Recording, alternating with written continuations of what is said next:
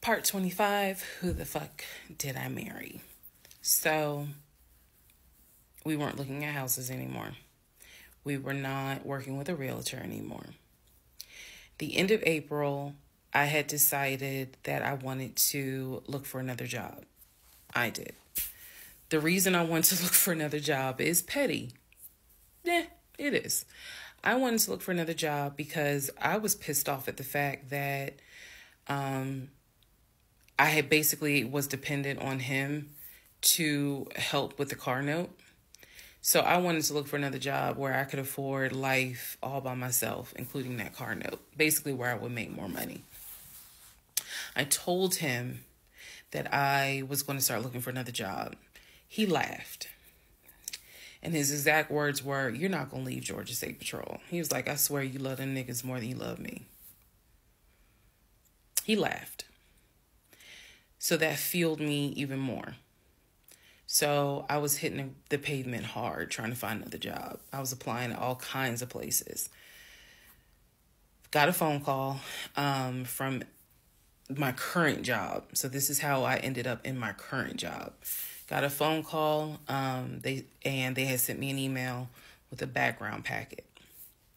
The background packet was long and extensive, but in the background packet, it asked for my spouse's full name, my spouse's date of birth, and my spouse's social security number. So I showed it to Legion and I was like, "I need your social because, I'm applying for this job. It's a great job. It's way more money.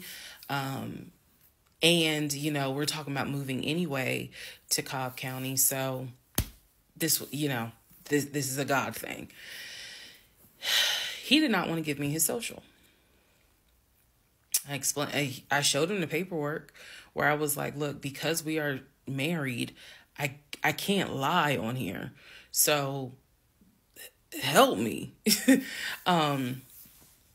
So he writes down his social security number on the background packet. And I eventually turned it in. I had scanned it, saved it in my email, and sent it in.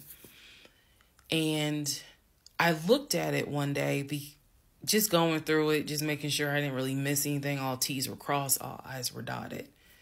And I looked at his social, and something about the social seemed different than the social security number that I remember seeing when we did our marriage license. And so for those who you remember in the previous part, I said I had ran his social security number from the marriage license. Nothing came back. So I thought that I had written it down wrong.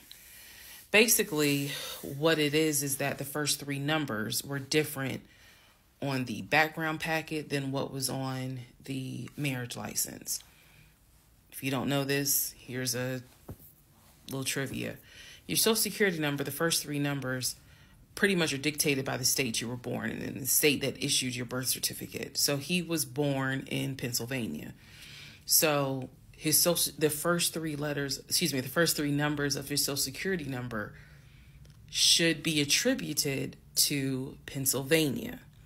Pennsylvania, shit, they probably got like 5-6 different numbers, 3-digit numbers that your social security number can start with. So the social that was on the marriage license, for example, was probably 123. What was on the background was 456. Both of those social security 3-digit prefixes are issued through the state of Pennsylvania. Again, this is an example so I can make it clear. So when I saw his social on my background, I immediately knew that was a different social than what I saw on the marriage license. And when I compared, because I had found a copy of the marriage license that we turned in because I had filled it out on the computer. So sure enough, the first three numbers were different. The rest of the numbers were the same. So one of two things, either when I ran his background, I did in fact put in the wrong number, or the number on the marriage certificate or the background packet is wrong. So I decided that I was going to roll the dice and take the social from the background packet. Again, this is the background packet that I had to fill out to get my current job. I was trying to get a new job. Okay, so I took that social and I ran a background check on it. What came back on this particular background was all the addresses that the social security number, I guess, had been attached to. So all of the addresses, the states were Georgia, Rhode Island, Pennsylvania. What I did not see was California.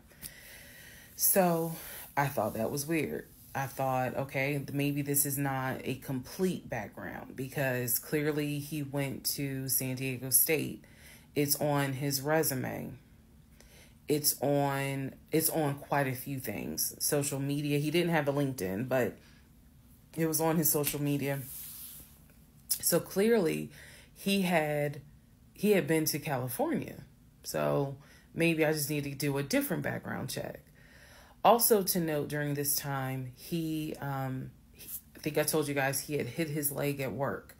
So what was happening was it was getting more and more difficult for him to walk, like put pressure on that leg, on that knee.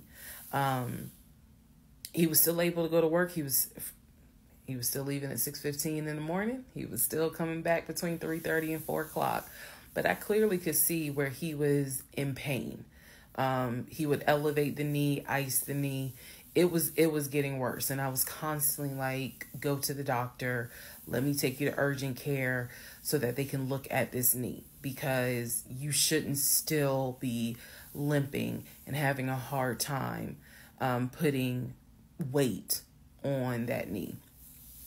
And every single time he was like, oh, it's fine. I have a doctor's appointment on Wednesday. The doctor just told me to ice it and to elevate it. This is an old football injury. It happens all the time. It used to happen a lot when I was out in California. So I'm mentioning this knee issue for a reason. But back to the background. So once again, when I ran the background the second time with the second social, it showed me states of Georgia, Pennsylvania, and Rhode Island. And that's all that I saw in terms of addresses.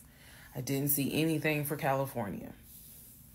So by this point, we're moving into May of 2021. Things are starting to reopen.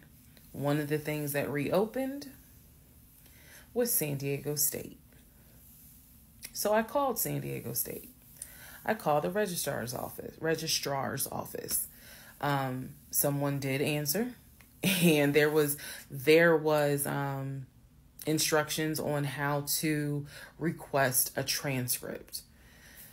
I was able to try to request it online. You needed the student's name, and I believe you also need their social. And when I typed it in, it said no results found. I believe that I sent an email asking, this person is saying that they were a student there. Can you verify it? The response I got was there were no records found with that social security number. So I'm like, okay. I asked him about it.